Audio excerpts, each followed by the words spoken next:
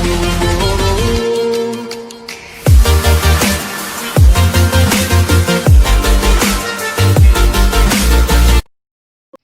दोस्तों, स्वागत है आपका अपने चैनल हिंदी मिरर पर। आज की वीडियो में हम मॉक टेस्ट का तीसरा पार्ट लेकर आए हैं। दोस्तों, आप इस वीडियो को पूरी ज़रूर देखना और सभी प्रश्नों का उत्तर देने के साथ उनको आप नोट डाउन भी करते चलना।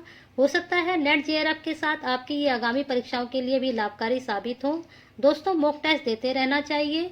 अगर आप इस चैनल पर नए हैं तो चैनल को सब्सक्राइब कर बेल आइकन क्लिक कर दीजिए, क्योंकि आपका एक सब्सक्राइब और लाइक मुझे प्रेरणा देता है और अच्छी वीडियो और कार्य करने के लिए।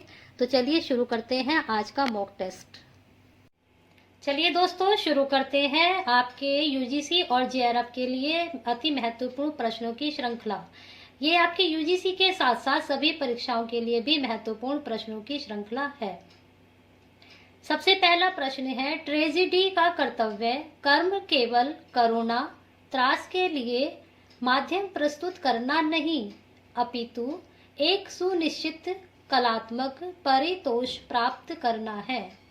यह कथन है क अरस्तु का, ख प्लेटो का, ग प्रोफेसर बूचर का, घ लेसिंग का।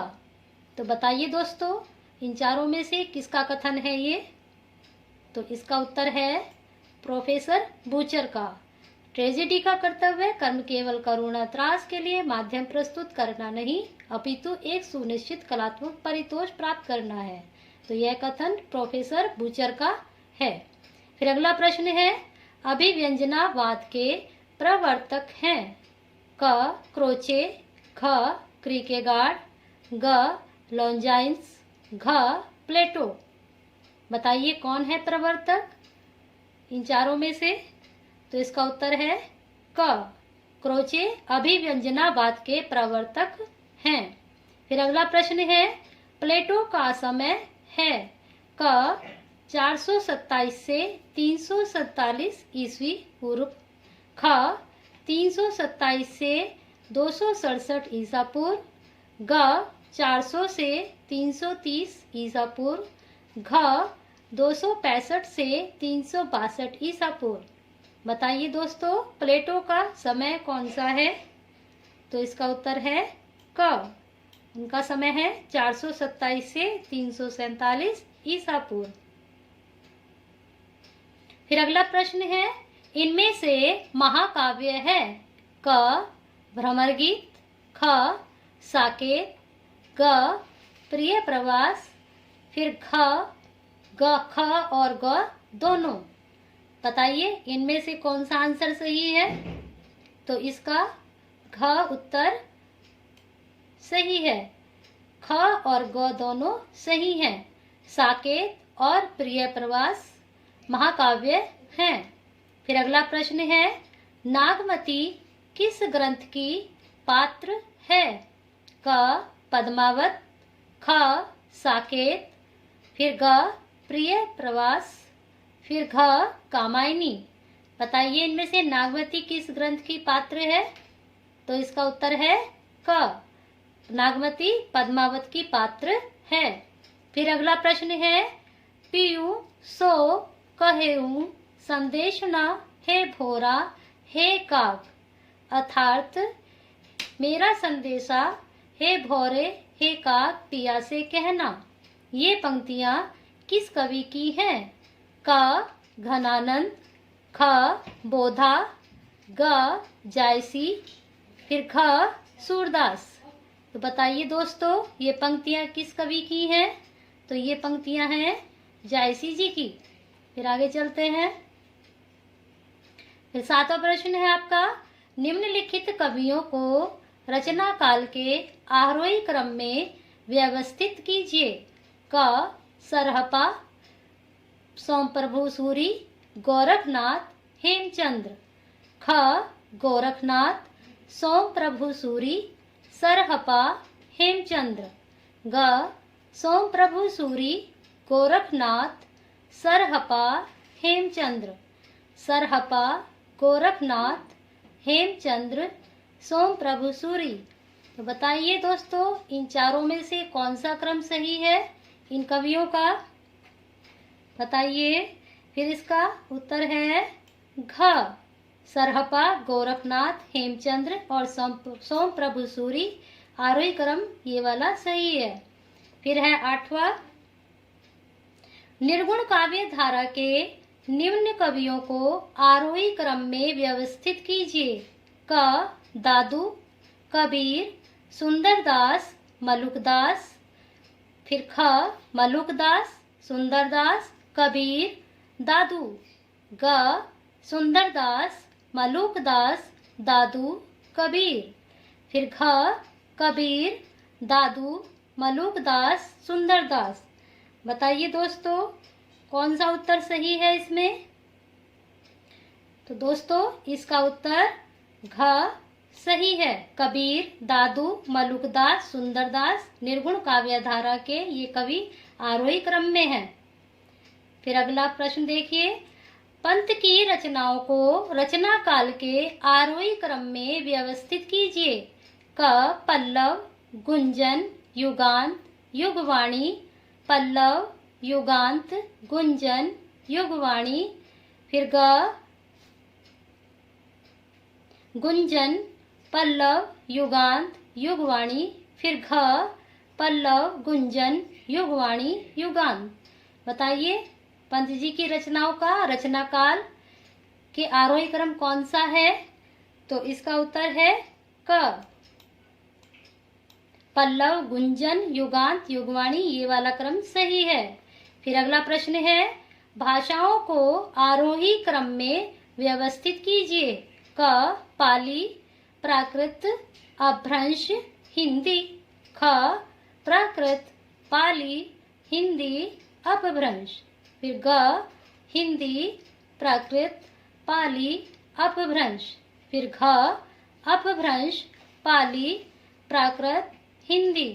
बताइए दोस्तों इनमें से कौन सा क्रम सही है भाषाओं का? तो इसका उत्तर है क, पाली, प्राकृत, अपभ्रंश और हिंदी। चलिए फिर आगे चलते हैं। फिर अगला प्रश्न लिया है हमने, किस रचना में कितने सर्ग, अध्याय, कांड हैं?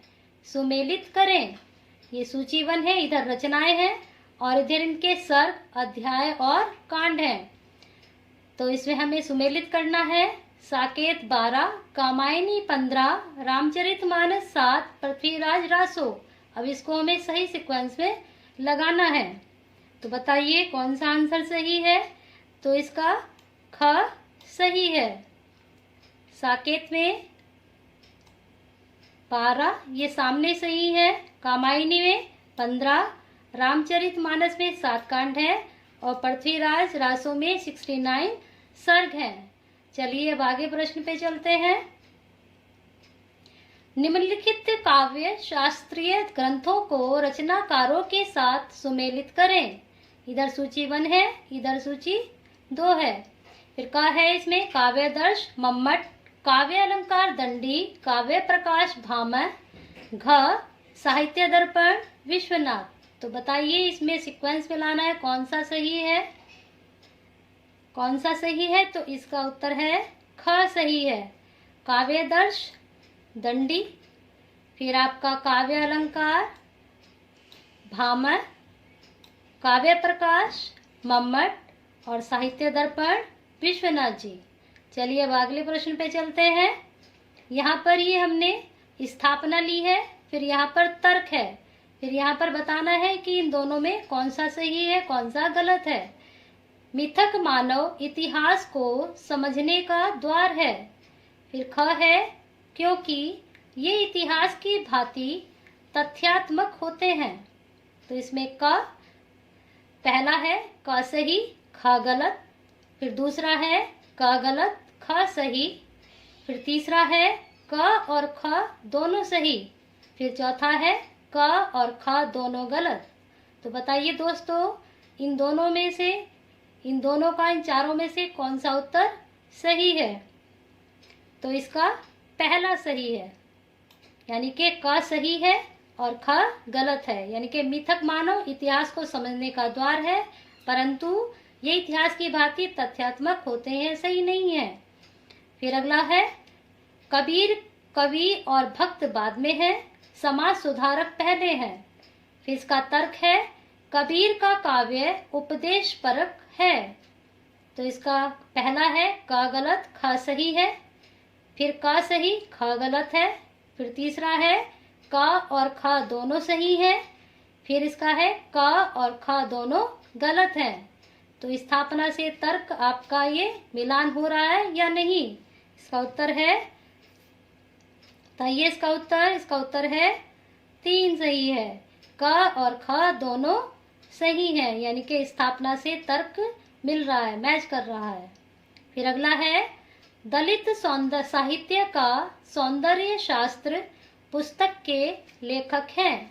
क दिनकर, ख ओम प्रकाश वाल्मीकि, ग कमल भारती, घ शिवराज सिंह बेचैन। बताइए इन चारों में से इस पुस्तक के लेखक कौन है? तो इसका उत्तर है ख ओम प्रकाश वाल्मीकि दलित साहित्य का सौंदर्य शास्त्र पुस्तक के लेखक हैं। फिर अगला प्रश्न है, रेखाएं बोल उठी रेखा चित्र संग्रह के लेखक हैं। क देवेंद्र सत्यार्थी, ख महादेवी वर्मा, ग शिव पूजन सहाय, घ गुलाब राय। बताइए इन चारों में से रेखा चित्र संग्रह के लेखक कौन है? तो इसका उत्तर क सही है, देवेंद्र सत्यार्थी का रेखा चित्र है रेखाएं बोल उठी। फिर अगला प्रश्न है, मिलन का मत नाम लो, मैं विरह में चीर हूँ, किस रचनाकार की पंक्ति है? क मीराबाई, ख महादेवी वर्मा, ग सहजोबाई, घ सुभद्रा कुमारी चौहान। तो बताइए पंक्ति किसकी है? बहुत मशहूर पंक्ति है ये, मिलन का मत नाम लो, मैं विरह में चीर हूँ।